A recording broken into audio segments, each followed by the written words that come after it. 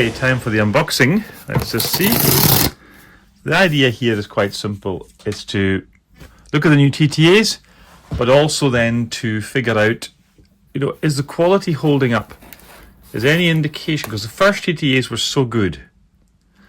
And I'm really hoping that these ones are, well, equally superb, to be quite honest. So first of all, I'll look at the packaging, because there is a little bit extra packaging. You get the new style box, which is, it's a bit worthy, but it's better than the old boxes, so I quite appreciate that. Then we have this over packaging, I suppose you'd call it, and I'll just show you, well, not the end of the box, but the side of the pack. So there's a triple pack of the 35-ton TTA wagons. These are the shells, black. So I'm looking forward to seeing how they are, because I really, the TTA when they first came out absolutely blew me away. That was probably to me the best. Let me just see if we can zoom in a bit. There we go. Probably the best example of what TT120 can achieve that we've had to date. So I really like that. So let's just go back out, and we assume just slide out drawer like, yep. There we go. I'm not going to do all three, you'll be relieved to know. But I'm going to try and take out the end of the... We'll go red side, shall we? Is there a side you're meant to open? Without tearing? No, apparently not, because I've just torn it. Let me try this side and see if that helps. That one's coming away a bit nicer. So much for my pristine box. Apologies. We'll bring that out.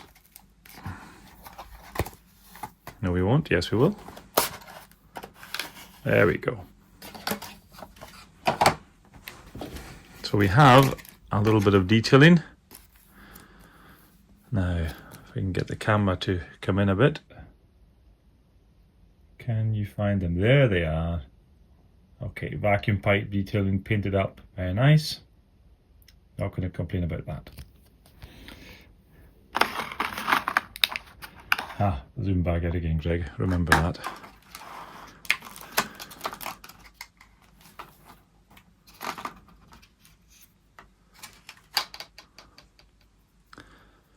And there we have it. And certainly, again, you can tell it is metal buffers. You've got the etched laddering, etched top walkways, and the same phenomenal under frame detailing. It really is outstanding. There's just no other word for that. That is ridiculously good for this scale. And because the bodywork is a tank, you can pick it up reasonably safely. You're not likely to pick it up at the areas where the fragile detailing is. So yeah, I'm liking this. Liking that very much, in fact. Now, let's see how we do. If we can bring it closer in there. Oh, sorry for the wobble. You should be able to make that out, I suspect. It's very sharp. Quite remarkable, really.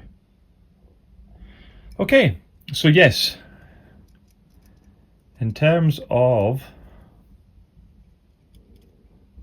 build quality, that looks to be every bit as good as the originals.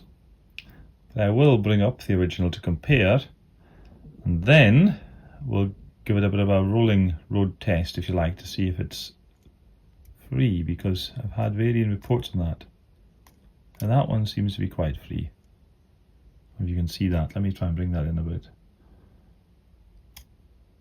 So that's still going, stops there. Try the other axle. Not inordinately free, but not stiff, I wouldn't say at all. So that's good to know. Let's see if I lay it down even on this pull out, which does slope that way quite substantially. Will it roll? Yes. that's not likely to be a difficulty then at all. Brilliant. So there we go, the TTA. We'll get the old one out and we'll check it up and we'll compare. Okay, so we're back with my original total TTA. This is slightly different because the ladder arrangement is different at the end, you'll notice. But obviously it's basically the same model. Still holds up perfectly well. It's the same model. They've not made any substantial changes that way. Wouldn't expect them to. There's just a real livery and a different variant. But interestingly, and I'm slightly surprised at this one is less keen to roll, and I don't remember it being at all difficult as not a free roller before, but it will just about get there. But it won't take off by itself. And you can see if I put the new one in exactly the same place, it will definitely roll. But what confuses me is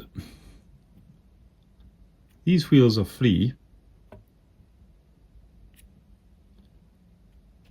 right? But I would say, if anything, these ones seem freer.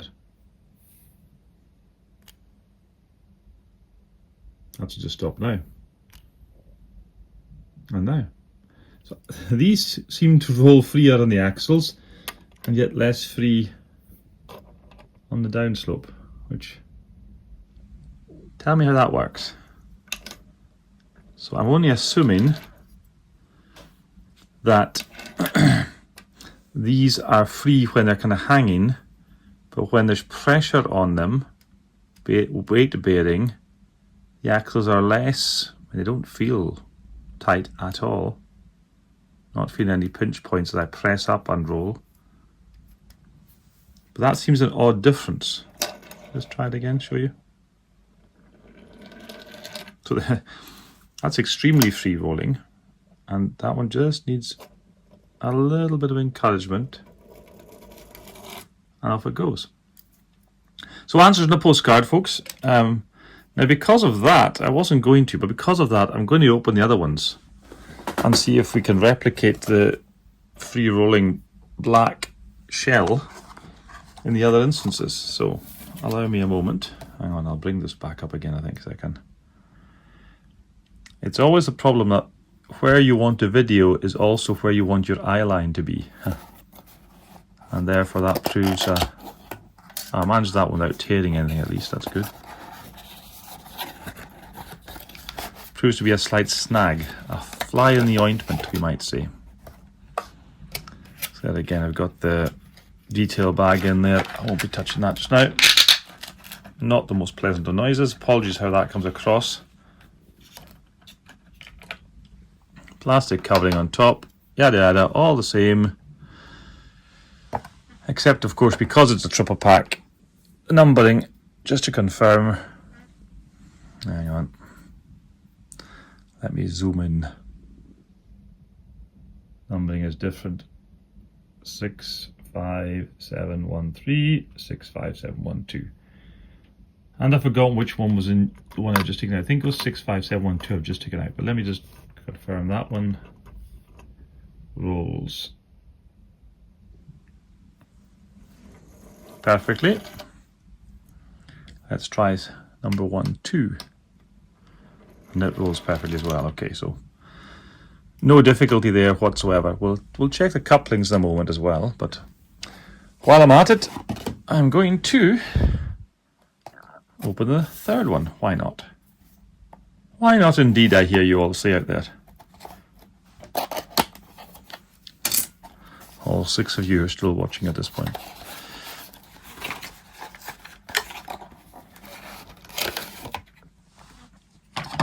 There we are. Same detail bag, not tucked in quite so neatly, but hey ho. We're not going to trouble ourselves. Oh, that's really a noise your ears could grow to hate, isn't it? Right, let's do the same again. This one is number 14, 65714. Oh no, it's just more like the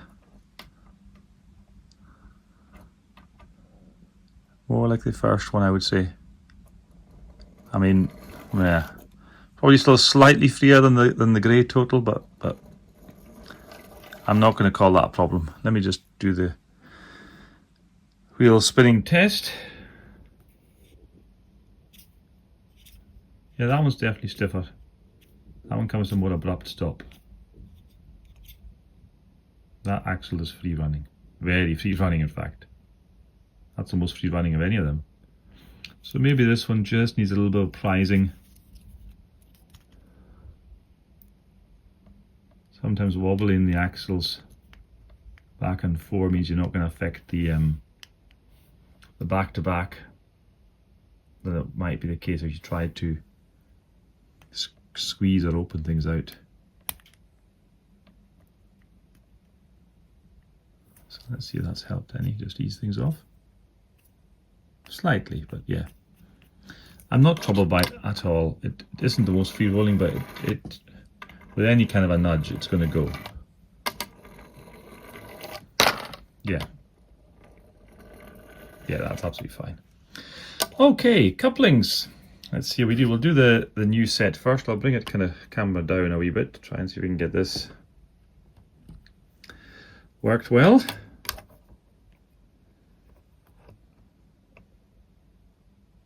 So, oh, look at that. How close do you want to be to the action? Okay, so if I line them up, obviously I'm not on rails just now. I think you figured that out by now.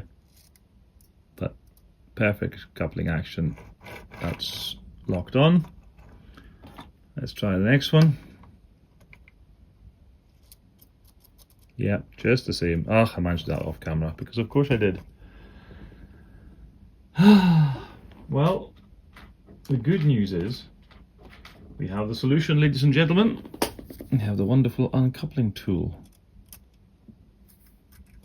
I don't know if actually it works when it's not. There we go. It's not on rails. Okay, right, we're in camera now. Let's try it better. I'm not sure if the first one was in camera either, but anyway, they have all worked. No problems at all. Now I'm going to bend these ones over. Pull that out further. There we go. And the total one, just check again. Is that in line? Yeah, in camera. No problems coupling again. So that's lovely to see, actually, that consistency. They definitely are one of the couplings that like a straight. They do not like to couple on the bend. But apart from that, they work. They're strange looking things. They do look overly complicated in many ways. Oops.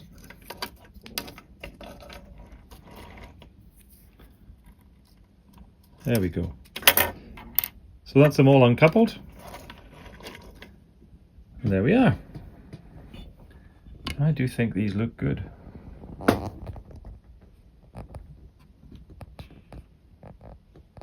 and give you some decent close-up shots.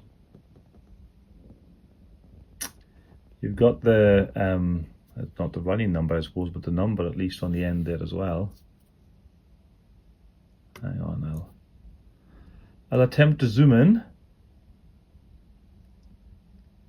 There we are. There really is some tremendous miniature engineering and model making going on to achieve that result.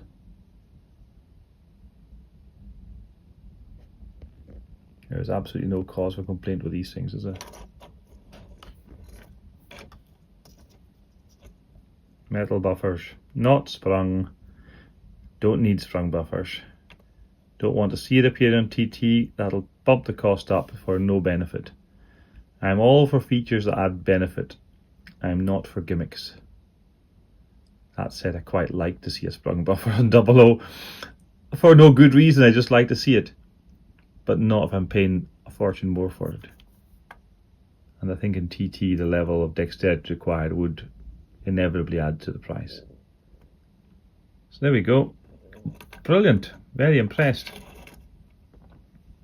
Very impressed. I think that'll look a lovely little rake running along. Okay, I hope you enjoyed that. I hope that's been worthwhile. Any questions or comments, as usual, feel free to add them down below. Do share these things, or share it around and let people know this is here. TTA Wagons, we're waiting for the 6 pins, waiting for the J50s. The Virgin trains liveries are out. These seem to be getting their way. I think some of the coach in stock is maybe not yet here, but probably not far away. So yeah, hope you enjoyed that. Thank you very much for watching, and hopefully we'll see you again soon.